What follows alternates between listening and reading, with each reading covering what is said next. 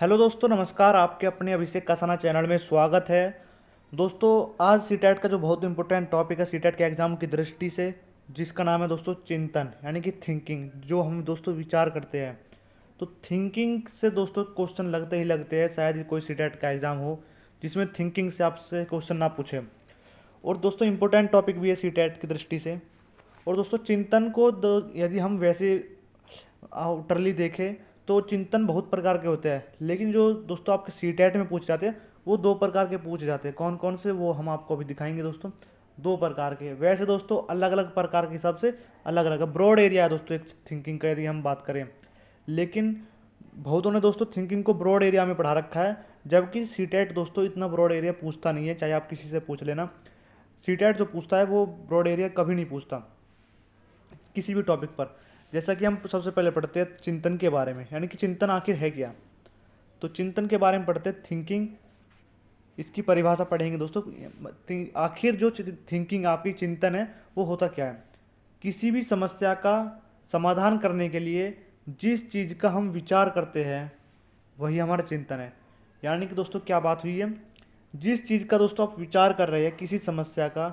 जैसे दोस्तों आपके सामने कोई समस्या है, जैसे कि आपके सामने सीटेट की एग्ज़ाम की ही समस्या है, तो दोस्तों आप क्या है उसके प्रति थिंकिंग करेंगे कि किस तरीके से दोस्तों मैं सीटेट को क्रैक कर सकता हूँ, क्वालिफाई कर सकता हूँ। तो जो चिंतन आप प्रयोग में आ रही है दोस्तों वही चिंतन है। उसके बाद में फिर पॉइंट पढ़ते दोस्तों, चिंतन का आरंभ समस्या उत्पन्न होने से और समस्या समाप्त होने तक चलता है। दोस्तों वही बात है, सीटेट का एग्ज़ाम जब से आपने तैयारी करी तब से आपका दोस्तों चिंतन बढ़ती रहेगी, यानी कि आपको टेंशन रहेगी। आपको दोस्तों विचार आते रहेंगे मन में कि सीटेट का एग्ज़ाम होगा नहीं होगा, होगा नहीं होगा, कितने मार्क्स आएंगे, पहली बार में अटैम्प्ट में होगा नहीं होगा, इस तरीके से। लेकिन वो जो चिंतन है आपको कब तक चलेगा, जब तक आपका दोस्तों रिजल्ट नहीं आ जाता। रिजल्ट तक आपका दोस्तों चिंतन रहेगा। इसी प्रकार दोस्तों ये समस्या एक हमारी सीटेट की। लेकिन यदि हम किसी अलग सीटेट से अलग कोई समस्या देखें, उसमें भी दोस्तों यही रूल फॉलो होता है, यानी कि जो चिंतन है वो आपका उस समस्या के आरंभ होने से और समस्या जब तक समाप्त नहीं हो जाती, जब तक समस्या हमारे से बिल्कुल ख़त्म नहीं हो जाती, तब तक वो चिंतन चलता रहता है। ये चिंतन के बारे में हमने बताया। फिर चिंतन के टाइप्स के बारे में पढ़ते हैं, यानी चिंतन कितने प्रकार का होता है। मैंने आपको दोस्तों शुरू में बता दिया है, चिंतन सीटेट की दृष्टि से दो प्रकार का होता है। लेकिन ब्रॉड एरिया हम पढ़ेंगे नहीं, क्योंकि दोस्तों सीटेट पूछता भी नहीं है ब्रॉड एरिया। केवल दो प्रकार में से क्वेश्चन लगते हैं ओनली। चाहे दोस्तों आप जब से सीटेट स्टार्ट हुआ है और अब तक, यानी कि 2022 तक, यदि आप इन दो के अलावा, यदि आप सीटेट में जो चिंतन के प्रकार है उन दो के अलावा कोई और दिखा दो क्वेश्चन, तो दोस्तों बता देना कमेंट में। तो अब सबसे पहला प्रकार क्या है दोस्तों, आपका कन्वर्जेंट थिंकिंग। कन्वर्जेंट दोस्तों ये इंग्लिश में मैंने इसलिए लिखा है, इंग्लिश में टाइप इसलिए करवाया है ताकि दोस्तों आपको आसानी से समझ में आ जाए, क्योंकि इनके हिंदी जो शब्द है दोस्तों वो बहुत कठिन है। तो इसलिए दोस्तों इसमें इंग्लिश में वर्ड लिए है। ये शब्द को, इन शब्दों को समझने में दोस्तों आसानी रहती है थोड़ी सी। वैसे कन्वर्जेंट का जो अर्थ है वो है दोस्तों आपका अभिसारी। दोस्तों क्या है, यदि आप इसको हिंदी में भी लिखना चाहे तो अभिसारी इसका हिंदी अर्थ है।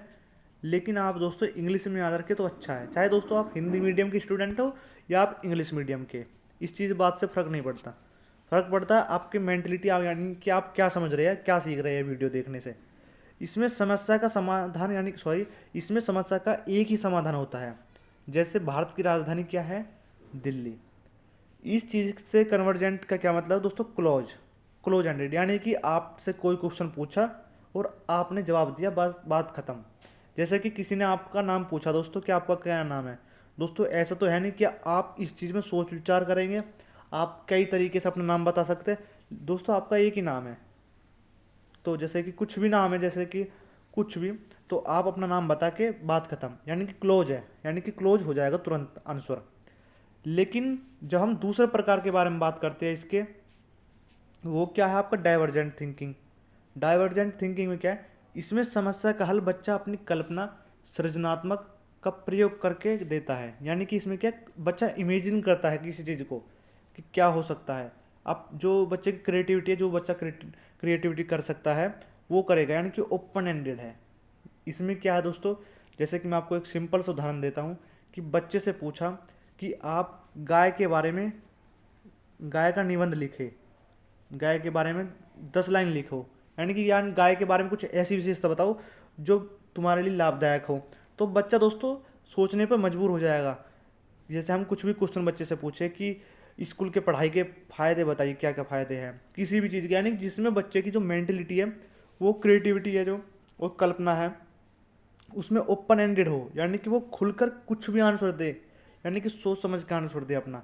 यानी कि ऐसा नहीं है कि क्वेश्चन पूछा कुछ और उसका एक ही लाइन में आंसर आ गया, ऐसा नहीं है दोस्तों इसमें डाइवर्जेंट थिंकिंग में।